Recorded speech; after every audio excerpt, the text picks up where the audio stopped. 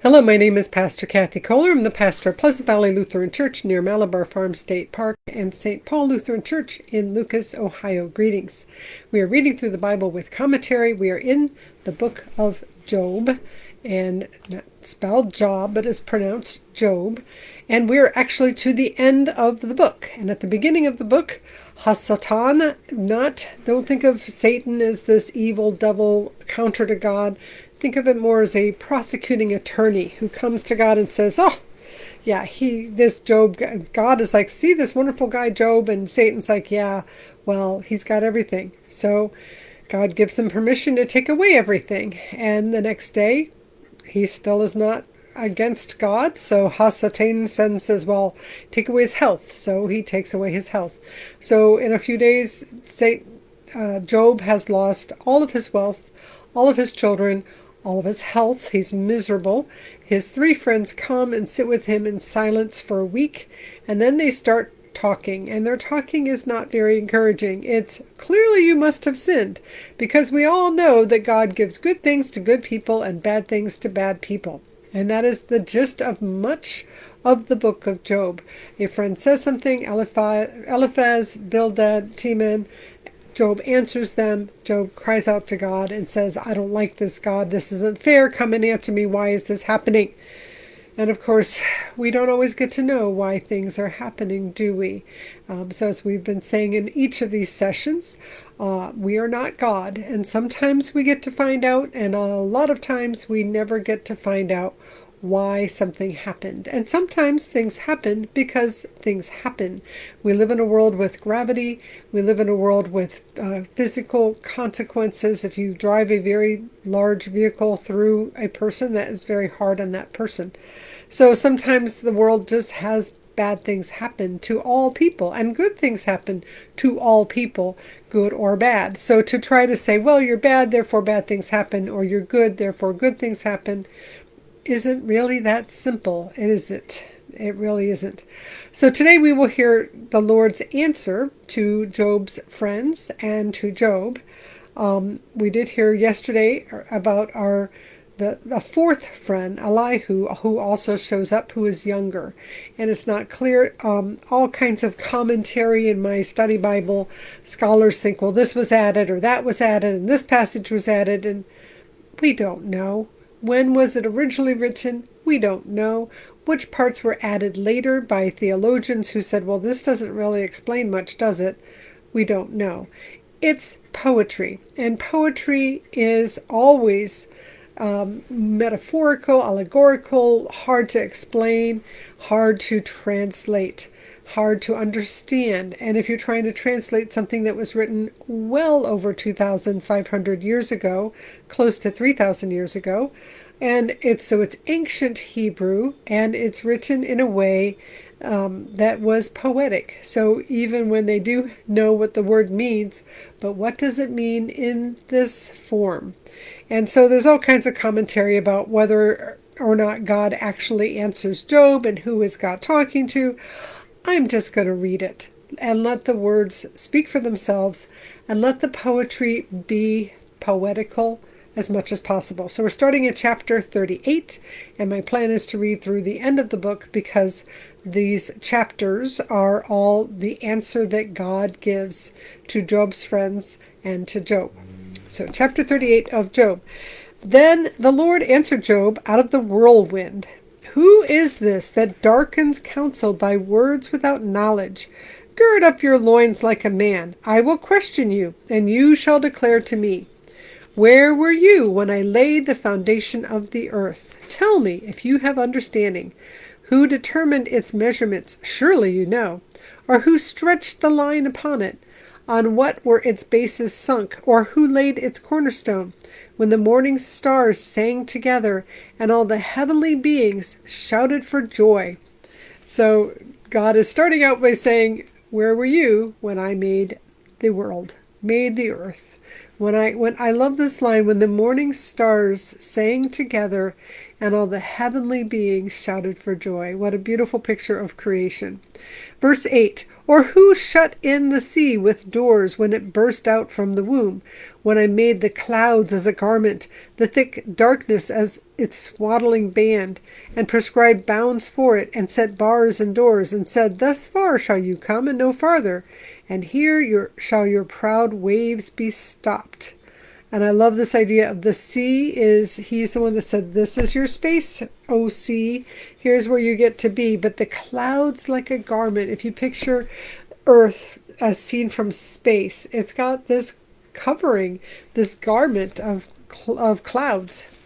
Have you commanded the morning since your days began, and caused the dawn to know its place, so that it might take hold of the skirts of the earth, and the wicked be shaken out of it? It is changed like clay under the seal. It is dyed like a garment. Light is withheld from the wicked, and their uplifted arm is broken. Have you entered into the springs of the sea, or walked in the recesses of the deep? Have the gates of death been revealed to you, or have you seen the gates of deep darkness? Have you comprehended the expanse of the earth? Declare, if you know all this. Where is the way to the dwelling of light? And where is the place of darkness, that you may take it to its territory, and that you may discern the paths to its home? Surely you know, for you were born then, and the number of your days is great. This is sort of a facetious, ironic, sarcastic, which is not a thing that we normally expect God to be sarcastic. Where were you when the earth was formed? You must know, you must be this old. Verse 22, Have you entered the storehouses of the snow, or have you seen the storehouses of the hail, which I have reserved for the time of trouble, for the day of battle and war? What is the way to the place where the light is distributed, or where the east wind is scattered upon the earth? Who has cut a channel for the torrents of rain, and a way for the thunderbolt, to bring rain on a land where no one lives, on the desert, which is empty of human life, to satisfy the waste and desolate land, and to make the ground put forth grass? Has the rain a father, or who has begotten the drops of dew? From whose womb did the ice come forth, and who has given birth to the hoarfrost of heaven? The waters have become hard like stone, the face of the deep is frozen. Can you bind the chains of the Pleiades, or loose the cords of Orion? Can you lead forth the Mazzaroth and their season, or can you guide the bear with its children? Mazzaroth is not one that I'm familiar with, but basically these are the constellations. Can you take the constellations? Can you loose the cords of Orion? The idea, Orion's belt. Can you loosen that belt? Can you bind up the chains? Can you lead forth the bear that is, the Big Dipper is, of course, a bear, the great bear. Do you know the ordinances of the heavens? Can you establish their rule on earth? Yes, God is God, and we are not God. And God is the one who knows the depths of the oceans, the heights of the heavens. He knows where rain and snow and everything else comes from.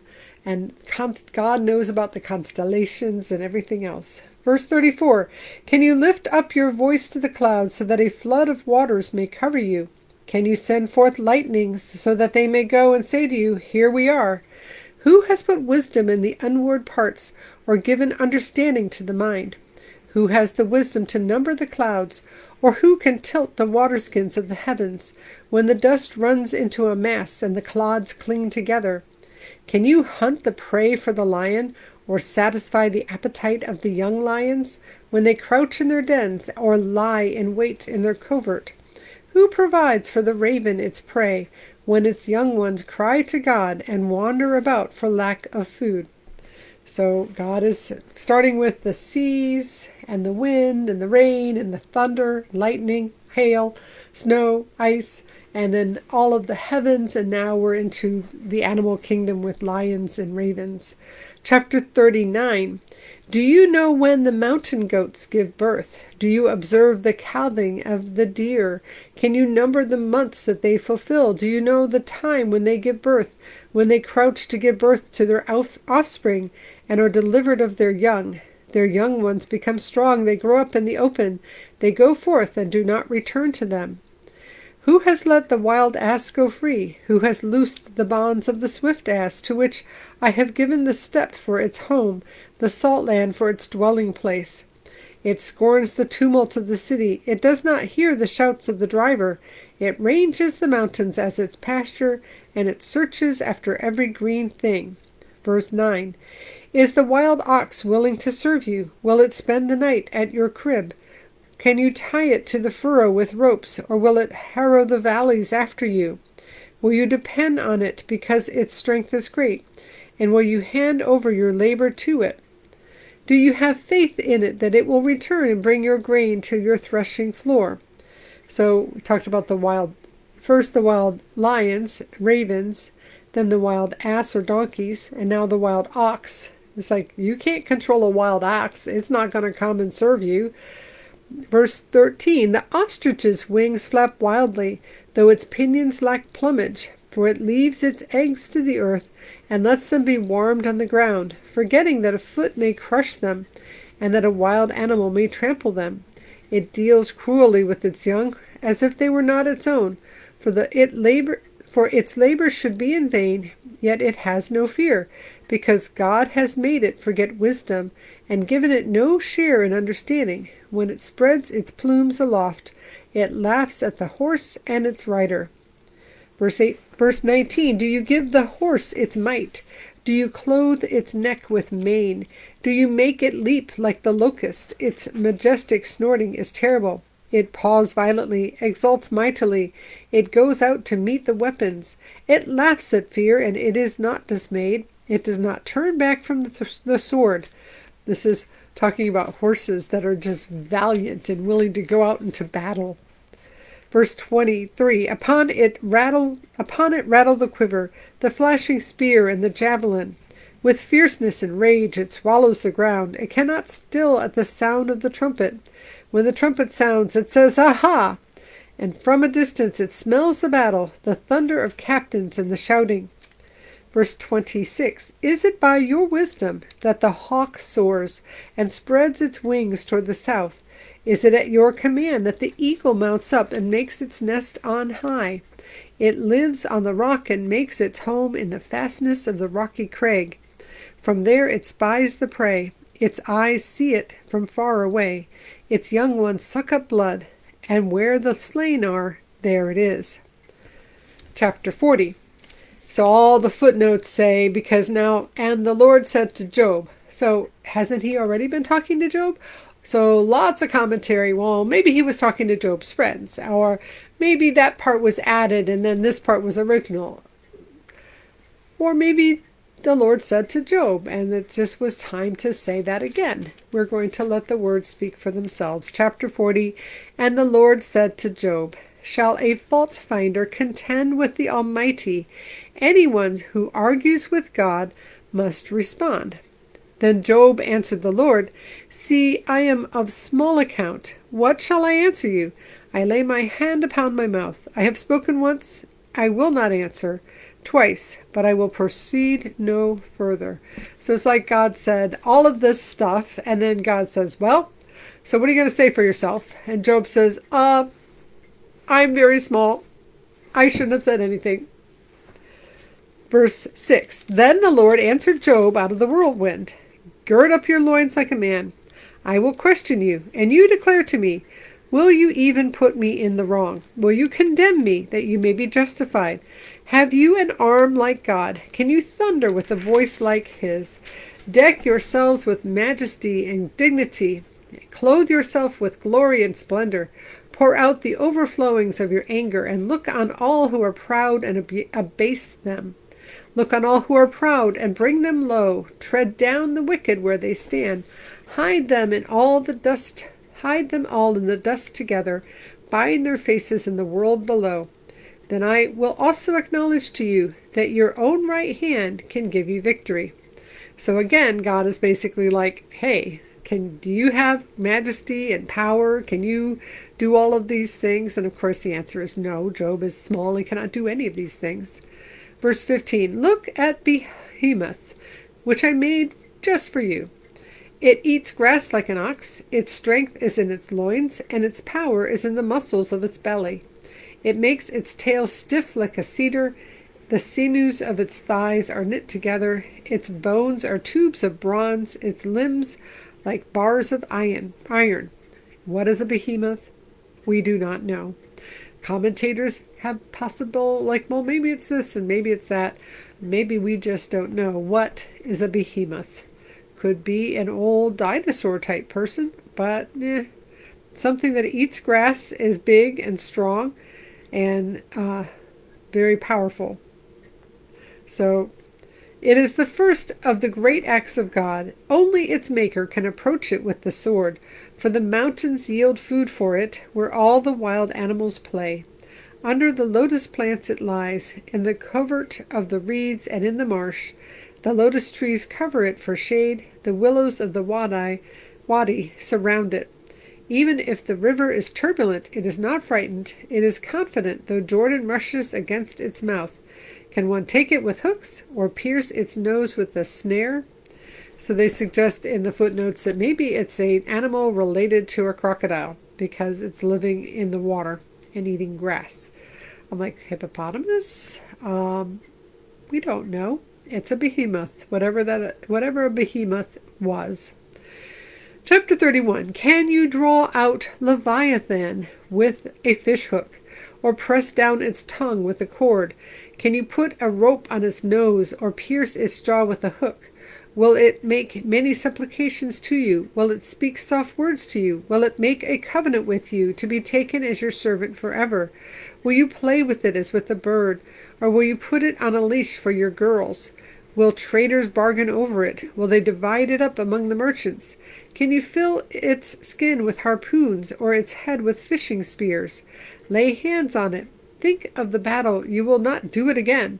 Any hope of capturing it will be disappointed. Were not even the gods overwhelmed at the sight of it? What is a Leviathan? Again, we don't know. Large sea creature. Verse 10, no one is so fierce as to dare to stir it up. Who can stand before it? Who can confront it and be safe? Under the whole heaven, who? Verse 12, I will not keep silence concerning its limbs, or its mighty strength, or its splendid frame. Who can strip off its outer garment? Who can penetrate its double coat of mail? Who can open the doors of its face? There is terror all around its teeth. Its back is made of shields and rows, shut up closely as with a seal. No one is so near to another that no air can come between them. They are joined to one another. They clasp each other and cannot be separated. Its sneezes flash forth light, and its eyes are like the eyelids of the dawn. From its mouth go flaming torches. Sparks of fire leap out. Out of its nostrils comes smoke, as from a boiling pot and burning rushes. Its breath kindles coals, and a flame comes out of its mouth. And its neck abides strength, and terror dances before it. The folds of its flesh cling together. It is firmly cast and immovable. Its heart is as hard as a stone, and hard as the lower millstone. When it raises itself up, the gods are afraid. At the crashing, they are beside themselves. Though the sword reaches it, it does not avail, nor does the spear, the dart, or the javelin. It counts iron as straw, and bronze as rotten wood. The arrow cannot make it flee. Sling stones for it are turned to chaff. Clubs are counted as chaff. It laughs at the rattle of javelins. All of this is a description of the Leviathan and how impossible it is for anybody to kill it with any kind of weapon. Verse 30, its underparts are like sharp potsherds. It spreads itself like a threshing sledge on the mire. So a threshing sledge is like a sled, a long, flat piece of wood or something with little sharp pieces underneath, and it gets towed by an animal, usually a donkey, or it could be a cow, and a threshing floor. And you put the grain out, and you take this sledge and you roll it over top of the grain, and you put weight on the sledge to push it down into the grain and break the grain up. So picture lots of weights and probably a pile of kids riding on the sledge behind an animal in circles round and round to break up the grain. That is a threshing sledge. And so they're describing the Leviathan and saying that its underparts are like sharp potsherds. It spreads itself like a threshing sledge on the mire. So the bottom of this Leviathan is sharp, has little sharp pieces sticking out. And it's as it goes across the swamp or the mire, it's like a threshing sledge dragging across and breaking up the ground. It makes a deep boil like a pot. It makes the sea like a pot of ointment. It leaves a shining wake behind it. One would think the deep to be white-haired. On earth it has no equal, a creature without fear. It surveys everything that is lofty. It is king over all that are proud. So God has made this amazing thing, a Leviathan, and also a behemoth. We don't know what either one of them are. God is the maker of all things, of the clouds, of the weather, of the constellations, of the animals, the big, amazingly powerful animals. Chapter 42. Then Job answered the Lord, I know that you can do all things, and that no purpose of yours can be thwarted. Who is this that hides counsel within knowledge? Therefore I have uttered what I did not understand, things too wonderful for me, which I did not know. Hear, and I will speak. I will question you, and you declare to me. I had heard of you by the hearing of the ear, but now my eye sees you. Therefore I despise myself, and repent in dust and ashes. So Job is saying that he had heard of God, but now he sees God, and in the face of God he is repentant. He is humbling himself. Verse 7. After the Lord has spoken these words to Job, the Lord said to Eliphaz the Temanite, My wrath is kindled against you and against your two friends, for you have not spoken of me what is right, as my servant Job has. So Job was right. You guys were not so right. You guys said that I only do good to good and evil to evil, and therefore Job must be evil, and that was not right. You did the wrong thing. Verse 8. Now therefore take 7 bulls and 7 rams, and go to my servant Job, and offer up yourselves a burnt offering. And my servant Job shall pray for you, and I will accept his prayer, not to deal with you according to your folly, for you have not spoken of me what is right, as my servant Job has done. And I think it's very interesting that Job is now having to pray for these 3 friends who came to console him and spent, except for the first 7 days of silence, spent the next period of time saying, well, you must have sinned, you must be wrong, you must be doing something terrible, you must be a sinner. And now they are having to come to Job, and Job pray to them for mercy, that God does not punish them for their unkind words. And I think, isn't that how it is sometimes? We need consolation. We're suffering. We've got some terrible stuff going on in our lives. And people come with the most trite cliches that are so unhelpful. And then somehow we're the ones that are hurting, and we're the ones that have to minister to this other person who's giving us the cliche, because they too are hurting. And sometimes that's how it goes, that we are the ones hurting, and we are the ones who have to minister to the others around us. Verse 9. So Eliphaz the Temanite, and Bildad the Shuhite, and Zophar the Naamathite went and did what the Lord had told them, and the Lord accepted Job's prayer. So they did what they were told to do, and they sacrificed, they had a barbecue, they shared the meat, and Job prayed for the Lord to have mercy, and he did have mercy on them. Verse 10. And the Lord restored the fortunes of Job when he had prayed for his friends, and the Lord gave Job twice as much as he had had before. Then there came to him all his brothers and sisters, and all who had known him before, and they ate bread with him in his house. They showed him sympathy and comforted him for all the evil that the Lord had brought upon him, and each of them gave him a piece of money and a gold ring. I'm like, where were they when he was in the midst of the pain and the sorrow and he's in misery, and his health is gone, his wealth is gone, and apparently none of his friends, well, these 3 friends that weren't much help came, but nobody else. Now his brothers and sisters and everybody else is coming. and giving him gifts as the Lord is already blessing him. Verse 12, the Lord blessed the latter days of Job more than his beginning. And he had 14,000 sheep, 6,000 camels, 1,000 yoke of oxen, and 1,000 donkeys. He also had 7 sons and 3 daughters. He named the first Jemimah, the second Keziah, and the third Karen-Hapuk. And there's footnotes about what they mean, but they're not really actually very sure.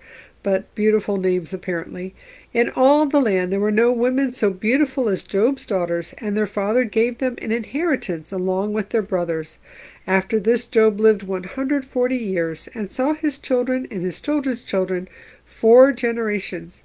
And Job died old and full of days. So in the end, Job's fortunes are restored. He has new children to replace the old children. I don't think it works that way. If you have lost a child, it's painful, and it remains painful. The fact that you have other children does not take away from the loss of the child that you had and don't have anymore. So he had a lot of grief, and yes, he now has a new fortune and new children, but I think there is no way to ever recover completely from the loss of a child, let alone 10 of them. And there's a lot of people who don't like how God answers Job. God never says to Job exactly why it happened. He basically says, I'm God and you're not. And Job basically says, you're God and I'm not. And in the end, though, that's a lot of truth in that. And the Bible is full of truth. The Bible obviously the Bible is true. The Bible is saturated with truth.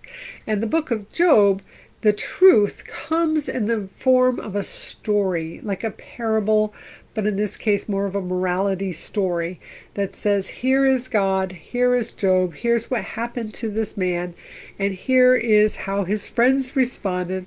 Did Job actually historically exist, or is he just a story?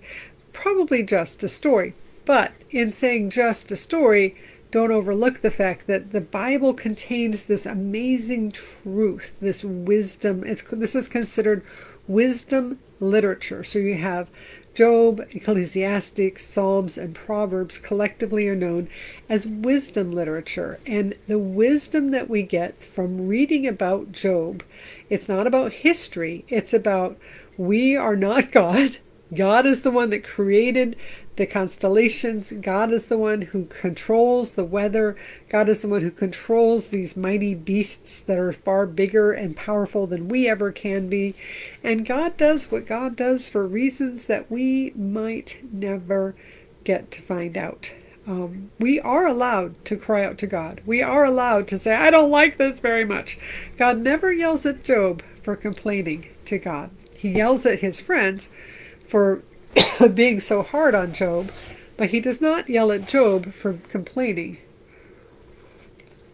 In fact, he basically says to Job, tell me your complaint. We are allowed to complain to God. In fact, it's a healthy thing, because when we complain to God, we say that God is there and God can hear us and God cares about what we're going through.